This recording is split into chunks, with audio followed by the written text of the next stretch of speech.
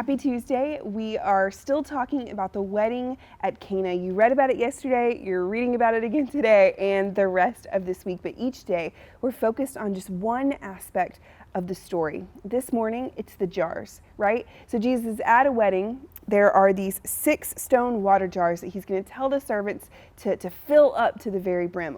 What is this all about? Well, here's what stands out to me. I'd love to hear what God is saying to you in these stories too.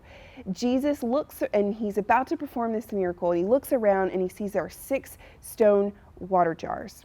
These are massive jars, and the whole reason they're even at this wedding is so that before the great feast, the great wedding feast, the people could wash themselves. Ceremonial washing, ritual washing was a huge practice for the Israelites at this time. It would have been a way to both clean them physically, but also a way of symbolizing that they would be spiritually clean. They're cleansing themselves before they partake in the meal. And there are 6, which is one shy of a number we see popping up all over John's gospel. 7, the number of completion. In a way, it's almost like the author John is saying, yeah, there's only 6. Something is incomplete. There's something not quite right about this picture because there's only 6 jars. Now, in reality, these jars are massive. They hold an unbelievable amount of water, all of them together, more than enough for all of the people who are coming. These are community-wide celebrations that lasted for days or up to a week on end. There's enough water for everybody to wash their hands as they would need to do before they go to this feast. And Jesus tells the servants to fill them up to the brim with water. Obviously, the water has been used at least a little because the wedding feast is going on. People have been using the water. So he tells them to fill up the water to the brim. Jesus wants to make sure that what is about to happen cannot be mistaken for anything else. There's nothing but water in those jars right now. They're filled to the brim. But then, when the servants take that water, they give a little bit to the master of ceremonies, if you will. He discovers that it's no longer water, it's the wine. And it's not just any wine, it is the best wine.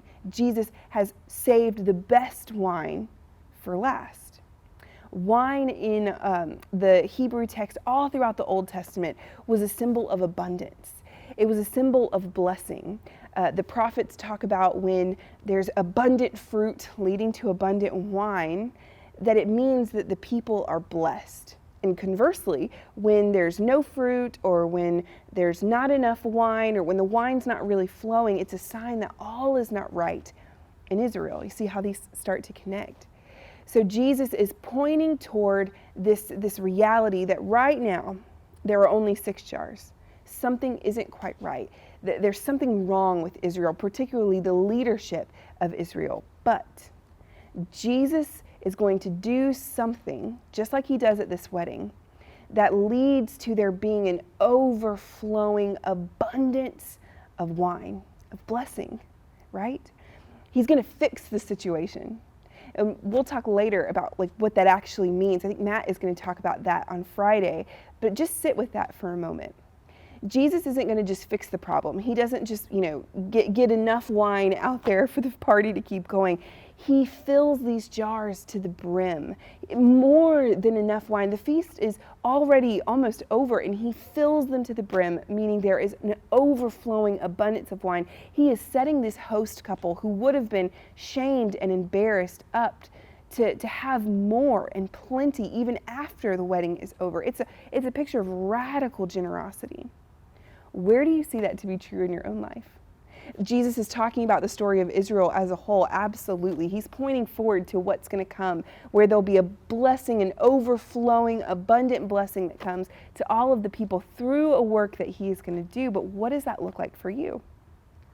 Are there times in your life where you've seen the overflowing, just abundance of God's blessing speak into your life too?